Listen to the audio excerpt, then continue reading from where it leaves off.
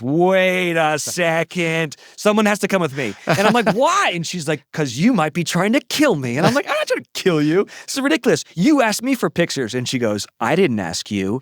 You asked me. And then I realized that producer that called me in was trying to drag me out to kill me. No way.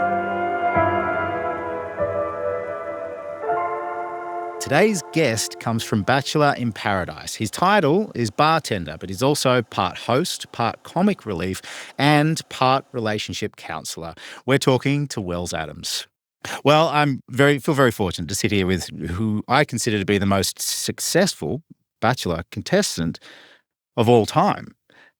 I mean, I would agree with that. Yeah. But Jesse is the host, and he was the Bachelor a long time ago, and I feel like he gets paid more than me. But I'll take it. Yeah, I definitely won my season. Yeah. And I didn't get engaged on it. So I mean, you've really managed to sort of jump the fence quite smoothly from contestant to crew. You've set yourself up as being a permanent fixture on the show. You found love outside of the show. I feel like I feel like you've done a really good job. And I feel like that your choice to join the Bachelor franchise was probably a good one in hindsight. Would that be fair? Absolutely. It's brought me everything. My beautiful wife and so much, like job security and stuff. It's funny because I didn't go on the show thinking that any of this would happen. I was dumped and like cheated on and was like I like when it was offered to me, but at the time I was doing a wacky morning show in Nashville on the radio, and I used to have an intern come on the show, and she would kind of give me the rundown of like what was happening in The Bachelor, like what was happening with the Kardashians, and I like the bit was that like I didn't know what was going on, and so then I became like a fan of it, through proxy of this, 17-year-old intern that I had on my show every morning. And then I thought this would be so fun to go on the show and then have this experience and then come back to my radio show and be able to talk about it. All this content that you can deliver to your audience. Yeah. It's a great little stunt for the show. For sure. Plus you were heartbroken. So there was the added bonus of potentially. Yeah. So looking back now in hindsight, do you think that, I guess I'm just curious, like, did you ever think that you would transition from radio to television and being able to be a host on The Bachelor? Yeah, I think I thought that it was a possibility. Yeah. I went to school. I was a broadcast journalism major. So when you go to school for that, like you do the TV show in college, you do the radio shows, you write for the newspaper, you do all those things. So I knew I had the skill set. And I'll be honest with you, radio is much harder than television because radio, there are no pickups, there are no take twos, there are no cuts. When the red light's on, it's go time. It's go time, yeah. And like, do not screw this up and like hit your post and like get in and out and like your interviews are all live. So I remember when I did like my first bit of TV, I was doing, I've done like a bunch of red carpet stuff for E! And Extra and all that kind of stuff for award shows. And we did something and something happened and it wasn't even my fault. Like, whoever I was interviewing was like, oh, we got to do that again or whatnot. And I was like, we can't, this is live. And then they're like, no, honey, this is live to tape. We can do it again. We can do it again? Whoa, wait. This is the easiest job in the world. Yeah. So I'm not surprised that I was able to kind of transition into it. Do you miss your radio days? I kind of do. And I'll tell you, I was the radio host at like the coolest, it still is the coolest radio station in Nashville. It was like indie, alternative, super hipster. And I got to interview like the coolest musicians, like all my favorite musicians. And I had like my finger on the pulse of like what was cool. Like at the time, like the White Stripes, well, Jack White had moved to Nashville and he was building his studio. The Black Keys had moved to Nashville. They had built their studio. Alabama Shakes had moved to Nashville. All these like cool bands were coming to like the town of which I was like the radio guy in. Yeah. So I felt cool. Like I felt like I was a part of it. And every night I'd have to go on stage and bring on some band, at the Ryman or Basement East or whatever. And now I'm like, I miss the feeling of feeling cool, you know? Well, and where you're from too, you're probably a celebrity in your town as well. When you're on air like that, you said you're a morning show. Yeah. So that's the best time slot in radio. Yeah. And people get to know you. Like, hey, this is Wells is hosting tonight. We're going to go down there. That's a really cool experience that you got to have. I still will look at my Instagram and I'll post something and they'll be like, I still miss you from your Lightning 100 days. And I'm like, yeah. Well, you've come a long way. Yeah. And here we are at season 10. And so you joined the franchise. The Bachelorette was season 6, was it, when you joined as a contestant? Well, the Bachelorette, I was season 12 with JoJo. 12, okay. And then for Bachelor in Paradise, I was a contestant on season 3. Mm-hmm. And then I was the bartender season 4, and we haven't looked back since. Now, I know it's described your role as bartender, but it's really a lot more than that, I would think. So you're a bartender, but you're also hosting the games. You're comic relief. You're a therapist as well. And would it be fair to say that you're also, are you somewhat of a mole as well for the producers? No, I don't think I am. Mainly because I don't think it's good TV to get people in trouble. Right. And then also, if people don't trust me, then like, what's the point of the whole thing? The way that I've always looked at it is that I was in these guys' shoes. I was a contestant on the show. Like, I remember the pitfalls. I remember being concerned. I remember, the trepidation that you felt, and wanting someone to like tell me the right thing to do, because you're not really sure what everyone's intentions are, if they're good or not, And so I've always come at it with I just want to make sure that you don't think that you look bad. Like that's my big goal as the, therapist / bartender. And a lot of times what that means is that it's so much easier for me to see the forest for the trees on that show than if you're just like living in it. Yep. One, because I'm talking to everybody. I'm also hearing everyone else's conversations. And, sometimes people can get so stuck in their own head, or they have this one narrative that they think's a reality. And I can be like, I'm just telling you that's just not how it's going to look. This isn't going to make it into the show. Yeah, or like, no, I think you don't realize that this is going to look bad. Like, you should fix that. And so for that, like, I truly do try to like make sure they all look good as best they can. And then when they're wrong, I try to be like, this is how I think you should be able to fix this. Yep.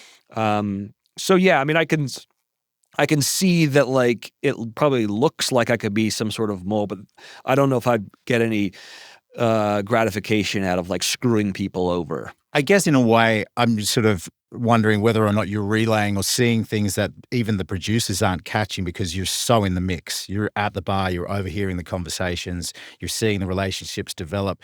Is it something that then gets kind of, relayed in a meeting like, hey, just so you know, I don't know if you know that Carl got along with Susan?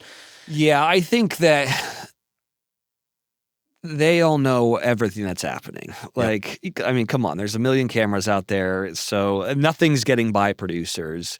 It's more of like a really sweet thing happened in front of me that I'm not sure if like we caught on camera, so can we look at the robot cameras to see if you got it, because I think it'll be a cool moment. Yep. And a lot of that does get, like, I'll talk to a story editor and I'll be like, I don't know if you heard this, but so-and-so said something really sweet that I think would be great or really funny. Yeah. I think that you need to make sure that you flag that, because a lot of times they're focusing on like a big argument or a makeout session.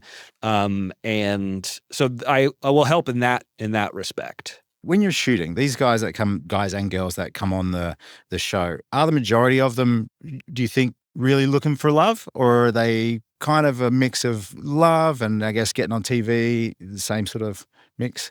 I think that's kind of part of what the show is, right? Like this, this big cliche that's been used in Bachelor Nation for years is like not there for the right reason. So it's like trying to figure out who is and who isn't there for the right reasons. What's interesting about this season is that we've kind of flipped the script and we've now kind of included this monetary prize at the end, which tends to lean towards someone's going to be there for the wrong reasons, which is money and not for love, So it'll be interesting to see. But, I think for the most, no one thinks of themselves as a villain. Yep. I think that that's an important thing that a lot of people don't realize. Like, even the guys who are villains, they're not like, I'm the bad guy. Not walking here. around rubbing their hands together. Yeah, I've always thought that about people. Yeah, that's they don't have that narrative in their head. I mean, now are they idiots? Yes. Sometimes they'll make terrible decisions. I noticed that's you've said that twice so far this season. You've got and that actually came through on the show. You've called them idiots twice. It's like, wow, okay. Well, I'm in my 40s now, so like they're young and dumb and like they're making bad decisions. And let's be honest, they wouldn't be on the show if they had made good decisions prior to this, right? Like they're there because it's the island of misfit toys. But like I say that with love. Also, I was one of those idiots. Yeah, I know. You have to remember that. It's part of it. Yeah. Is there something that they're missing, do you think? Is there, like, now that you've found yourself in a quality relationship, do you look at that through a different lens and you're like, I can see what you're trying to do, or where love is eluding you, let's say, when it comes to the guys and girls on the show? Yeah, I usually give the same speech every year, and I probably will I don't know if it'll make air this year, but usually what I say is, actually, no, it did. It was the date where they had the kissing booth. So usually what I say is listen, I think that what you think your type is not really your type. Yeah. Because if it was your type, then you wouldn't be here because you would have been dating the right person because that's what you thought your type was. You need to be dating outside of what you think is right for you. And like, I would say 9 times out of 10, every relationship that has like come out of paradise that has been really fruitful and they've gotten married and have kids and stuff, it's the one that no one thought going into was going to be a couple. Yeah. And so that's a hard thing for people to like wrap their brains around, but it is a good life lesson of like, you need to be open-minded about everything in life, but with love especially. Because you have this kind of idea in your brain, or maybe even media has trained you to think that you're supposed to want this one thing. But all it does is preclude you from actually finding something that's actually meaningful and special. And so, like, you'll see this season, I think that there's going to be a relationship that comes out of it that, like, I don't think anyone saw coming, but it'll be beautiful. And no one ever listens to that piece of advice that I give, but it's true. Like, go in there and like date the weird person that you don't think you're into, because you might actually fall in love with that person. Leave your checklist at the door. Yeah. Yeah. If you were right, you wouldn't be here. Yeah. This series. Now, I'm not your usual, I guess, Bachelor viewer. I kind of think of The Bachelor like, for me, it's like chocolate. It's like a guilty pleasure. Once I open it up, have a bit, then I'm hooked. And I'm fully hooked on this season. I knew that we were going to be chatting today, so I've sat down and I've really sort of dove in and I've had a lot of fun watching it. This season really is, are you experimenting a lot more? I see so much that you've added with the, obviously you've done things like the kissing booth and stuff in the past, and the cut scenes are fantastic. But now you've brought the Goldens in, and now we've added a cash prize as well. What's the thinking behind adding all of these things? I think that, well, I said this before, but like the only constant in life is change. And so I think you have to constantly be evolving, especially in television, because there's going to be someone else that's going to come and, try to push the envelope or, be the most outrageous. So I think you can't like just rest on your laurels forever, right? Like the show has been so popular for so long, but I think you got to try to change things up at some point. And I think that's kind of what this season is. And I would kind of classify it, the one word that I would use to describe this season would be change. I mean, yes, we're no longer in Mexico. We've moved to Costa Rica, so we're not in the same resort. We're not only bringing in, normal contestants, but we're bringing in the Golden Bachelors, right? Yeah. It's not just dates and rose ceremonies, but now we have exercises, and then it's not just, do you want to get a ring from Neil Lane? There's $500,000 in the line. So, I mean, who knows? I think a lot of things we're trying things out that we hadn't have tried in the past. We're throwing a lot of stuff at the wall and see what sticks. And I imagine going forward, for season 11 and season 12, we'll figure out what worked really well this season and use it again, and what didn't work as well will fall by the wayside. But I feel like this new cash prize thing is going to add some interest to it, because already this season there's a few people that have sort of partnered up, and it looks like they're settling in for the long haul. adding that 500,000, I feel is a good chance to really sort of put the pressure on and see if they're going to try and coast through, or maybe this is going to push them to try something different. Well, it poses a lot of problems for people, right? So the first issue is, you know, what does this mean for me? Do I have to choose? Do I have to choose love over money, or can like how does this work? And then how do I make it look like I'm not trying to be like some greedy, money hungry person and also find love? And then also traders, or the challenge where like you have to use politics and there's a social game to it now. And then like, who's the strongest couple? Are they really a threat to you winning? Yeah. It poses all these different questions, all these different problems, and it's really, really juicy. And at the end of the day, like, the mission statement for The Bachelor and The Bachelorette and The Bachelor in Paradise will always be the same. Like the mission statement is get someone engaged at the end of this thing. Mm-hmm. Have them find love, leave together, right? Yep. Now, yes, we're putting in a bunch of other stuff, but I know that that's still what we want and what I think the audience wants. And all this stuff is going to do is really test these relationships to see if they can make it last outside this thing. The thing that I've found about Bachelor Nation, their biggest pet peeve, is to become, to fall in love with a couple, really be invested in their journey, and then the show be over, and then it falls apart, and then they're like, "What was this all for?" Yeah, right? It becomes very personal. Time. Yeah. So I think, I'm hoping what this does is it really weeds out couples that weren't going to make it. Yep. And it really showcases the couples that are like really, really in love and really ironclad. And I'm pretty sure that's what's going to happen. So when you're on set, when the job's going on, you're in the midst of the shoot, are you rooting for the people to find love more so, or are you rooting for the drama to make it a really juicy show? Oh, I love both. Yeah. Can I want both of you those can things? Love both, 100%. Because you kind of need both. It's great to see people fall in love, but when people kind of go off the rails, it makes for entertaining watching. Yeah, I also I know it's a kind of a silly reality show, but it still is storytelling, right? And there's a bunch of different stories that are happening. Yes, there is like the love story that's happening, but there's also like betrayal stories that are happening as well. And then there's, someone trying to come to the aid of someone else, or like being the knight in shining armor. All those things are happening at the same time. And you might call them drama, but for me, I just call it like another part of the story, like the fabric of what this thing is. And it's all marching towards the same thing, which is, hopefully finding a couple couples or a couple that like make it through all of this. You're shooting in Costa Rica. Do they have time? How long are you shooting for? Like time to forge these relationships, or is it really just in and out?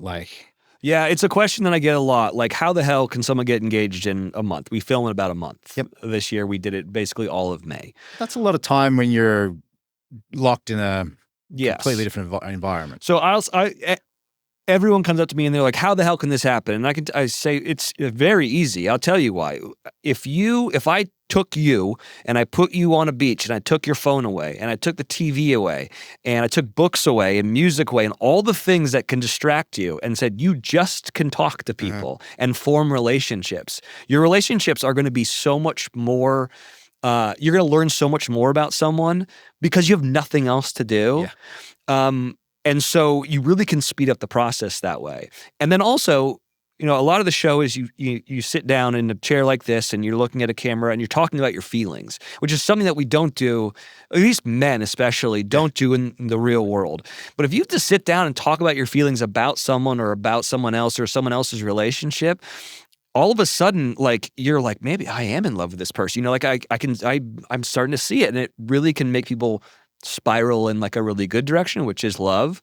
A lot of, when people are like, there's no way that can happen. I'm like, well, I've seen it happen. I was the officiant at one of their weddings, So yeah, if you let me take away your phone and your TV and said, you have to talk to these people, I have a feeling you'd feel differently after day 5.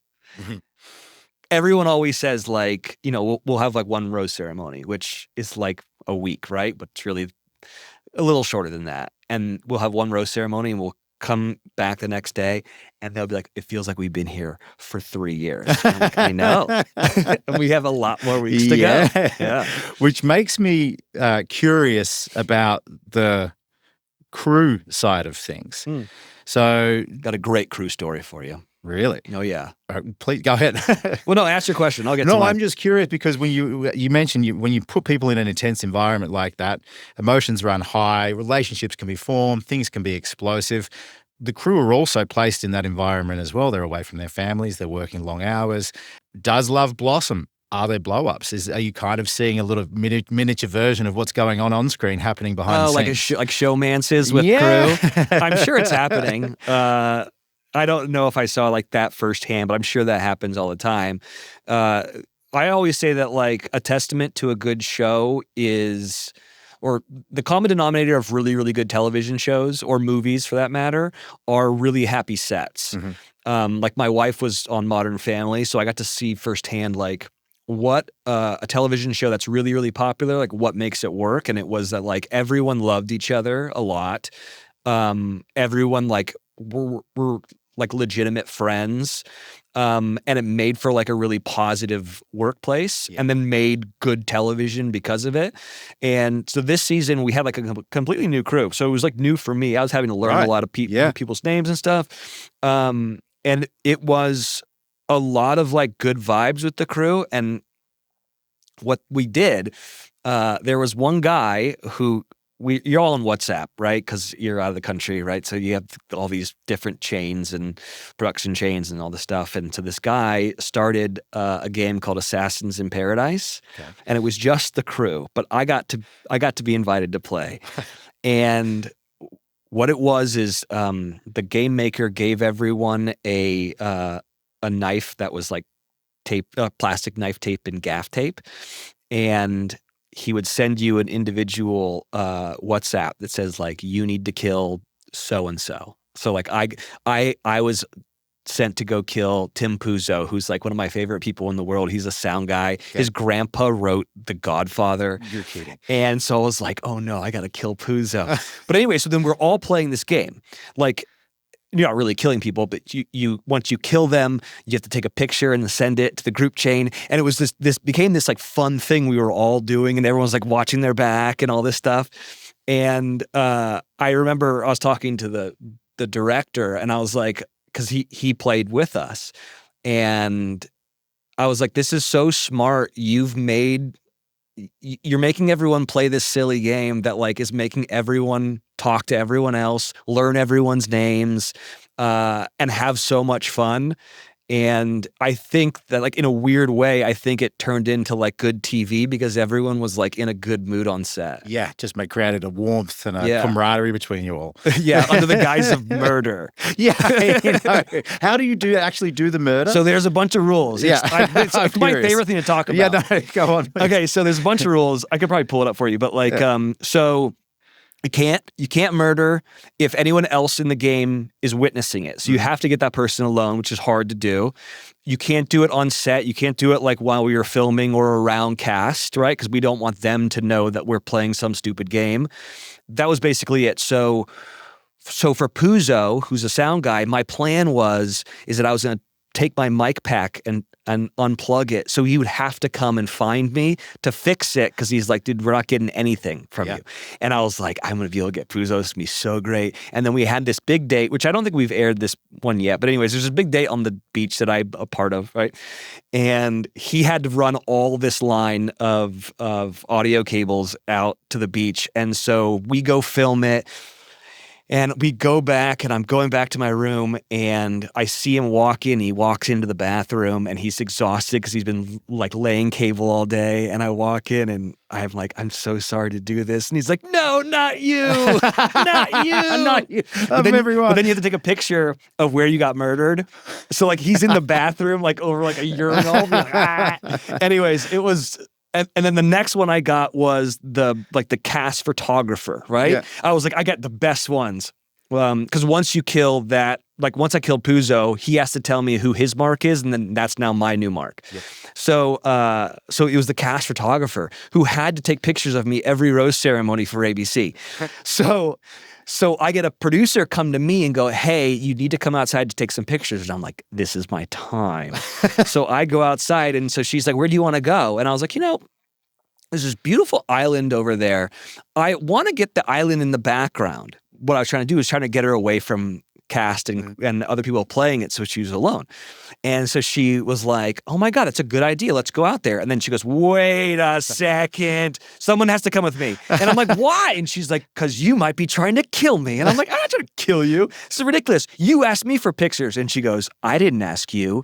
You asked me. And then I realized that producer that called me in was trying to drag me out to kill me. No way. Yes. Anyways, it's like the most fun thing in the world. It just sounds like so much fun. Yeah. It just sounds like you guys have created real warmth on set, and it does show. You can tell the way that the cast even relates to you guys. They look at you and they talk to you with warmth. Yeah. It seems like you're having a great time. I mean, that's why I say, when I said earlier on, I feel like you're the most successful contestant in Bachelor history. I feel like you're having probably the most fun out of everybody. You're so involved. You're so central to the goings on of everything. Yeah.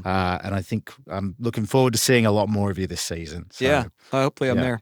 Yeah. Thanks very much for coming in for the chat. Really enjoyed it today. I'm sorry that I burned so much time on Assassins in Paradise. No, I want to see it. I'm hoping it will make it into season 11. We can maybe do a version of it with the contestants. And once we finish this, I'll show you all the pictures. They're amazing. All the death pictures are the best. Yeah. Brilliant stuff. Thanks, fellas. See you, bud. Cheers, bud.